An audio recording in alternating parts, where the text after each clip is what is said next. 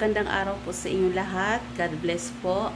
So, ngayong araw na to guys ay katatapos ko lang din maligo at katatapos ko na rin maglinis na aming maliit na sala. Ayan.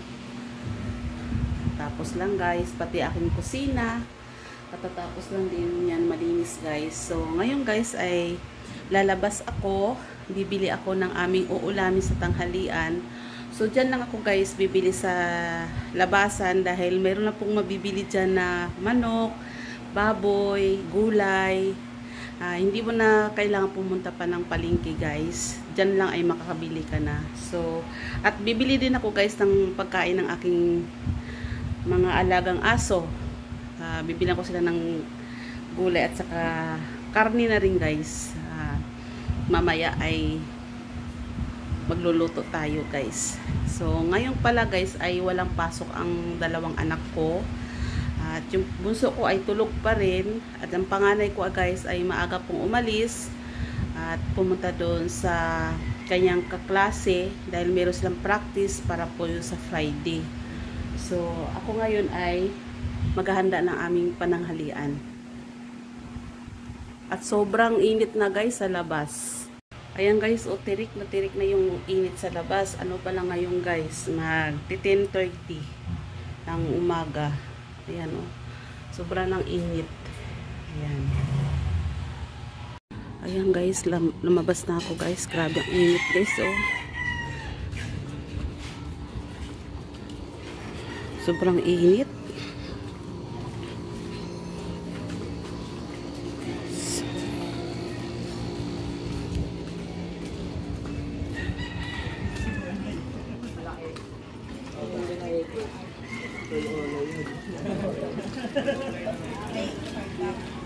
Lang ako bibili guys lapit lang dito.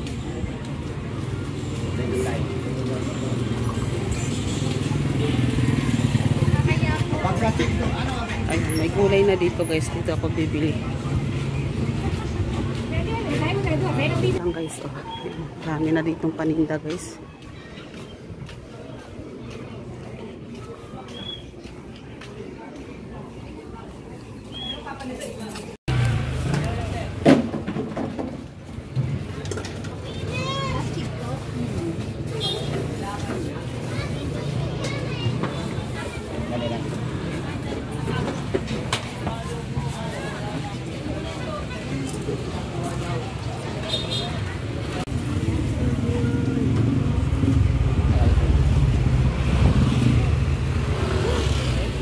Karating ko lang galing dun sa labas bumili ng lulutuin na ulam sa tanghalian.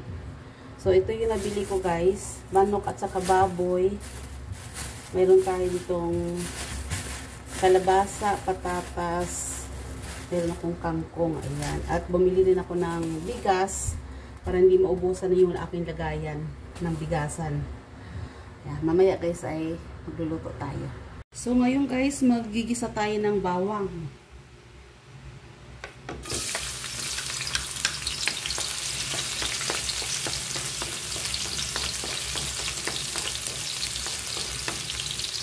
Sunod natin yung ating sibuyas.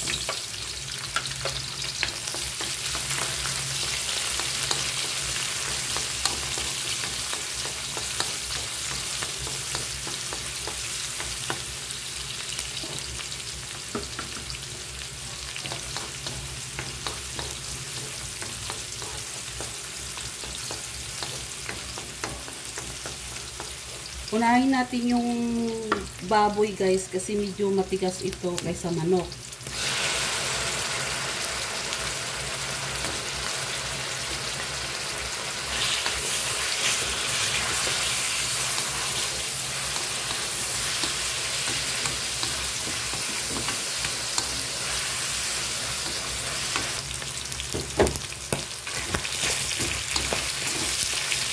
Ayan na siya guys.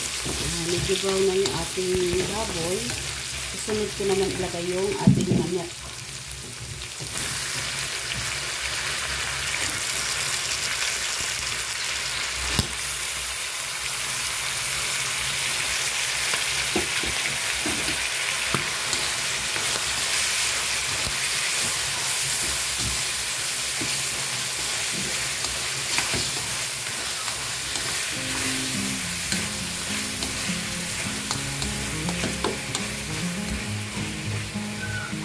naglagay tayo ngayon guys ng paminta.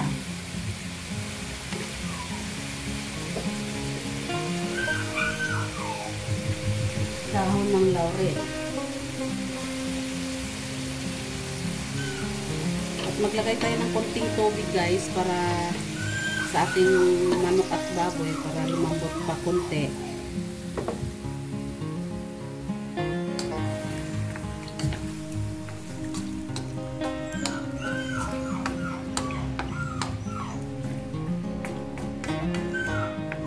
Lagay tayo ng seasoning.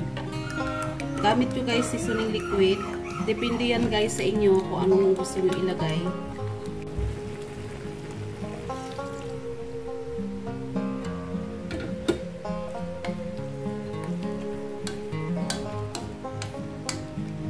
So ngayon guys, ilagay ko na yung patatas. Para sabay siya sa paglambot ng ating karne guys. Yan.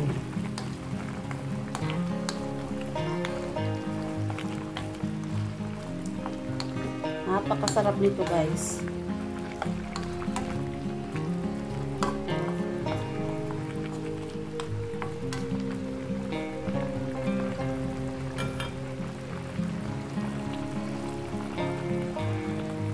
So ngayon guys, maglagay tayo ng suka.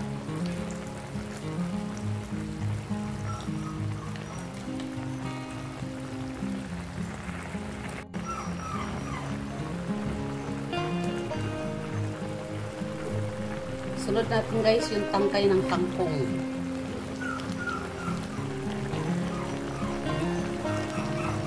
Mamaya na natin siyang haluin guys kasi may suka.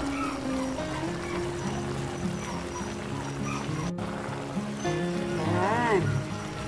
Wow, ang bango.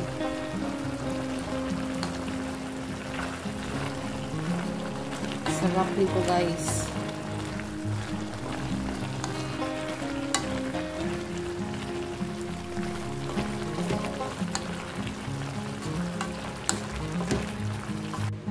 So guys, kain na po tayo. Ito na po yung aking niluto sa aming tanghalian guys. Adobong manok, baboy, na may patatas at tangkay ng kangkong.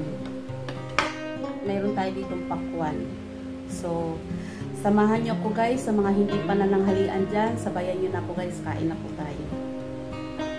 Inumin ko ay tubig.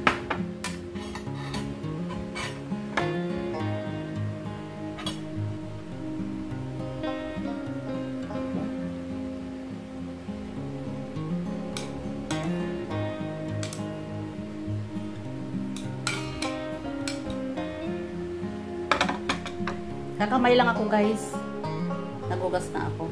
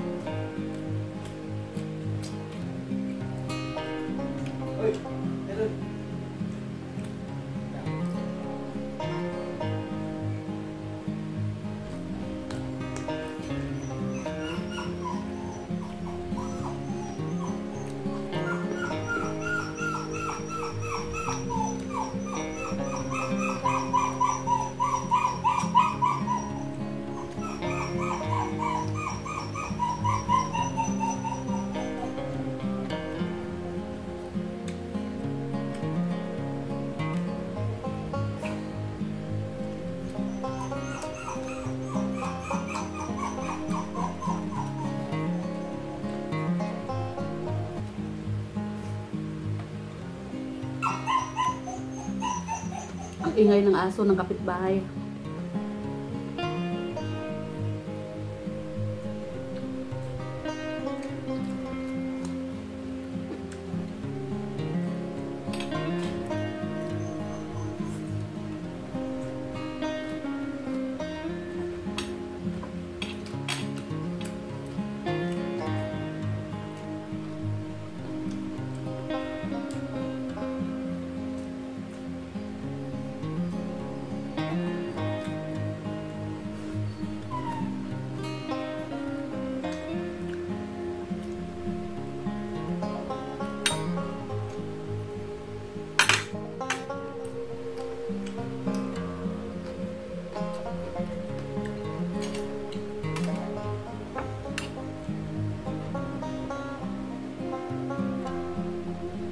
Kain tayo pakwan guys.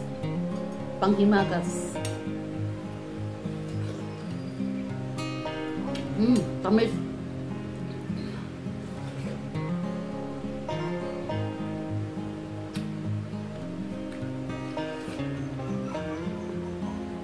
Sarap. Tamis.